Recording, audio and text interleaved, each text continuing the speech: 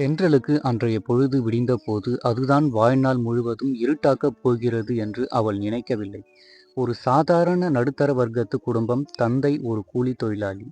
வறுமை ஒரு பக்கம் வாட்டினாலும் தென்றலுக்கு படிப்புதான் மூச்சு.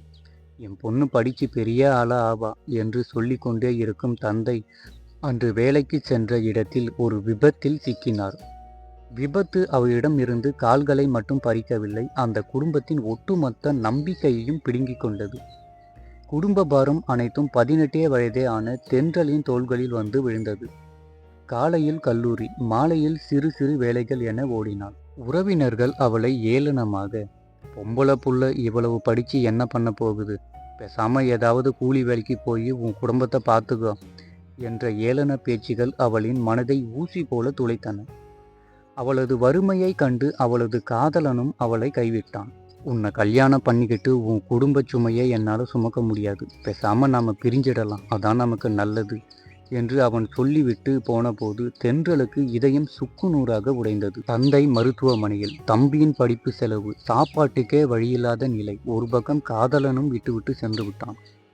தனக்குள் தைரியத்தை வரவைத்து கொண்டு ஒரு நாள் தென்றல் ஒரு பெரிய நிறுவனத்தில் நேர்முக தேர்வுக்கு சென்றாள்.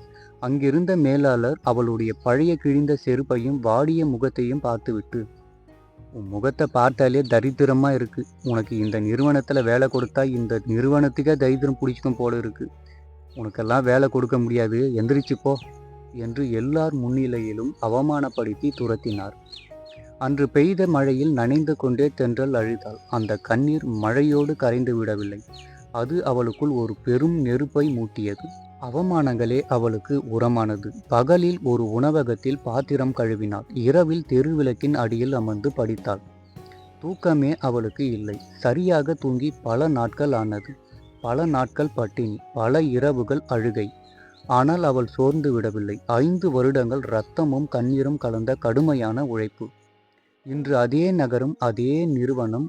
ஆனால் தென்றல் அங்கு வேலை தேடி போகவில்லை. அந்த நிறுவனத்தையே வாங்கும் அளவிற்கு வளர்ந்த ஒரு மிகப்பெரிய தொழிலதிபராக தன் மகிழுந்தில் இருந்து கதவை திறந்து கீழே இறங்கினாள். அன்று அவளை துரத்திய அதே மேலாளர் இன்று தலை குனிந்து அவளிடம் கையெழுத்து வாங்க வரிசையில் நின்றார். அவளது தந்தை இன்று சக்கர நாற்காலியில் அமர்ந்து ஆனந்த கண்ணீருடன் தன் மகளை பார்த்து பெருமைப்பட்டார்.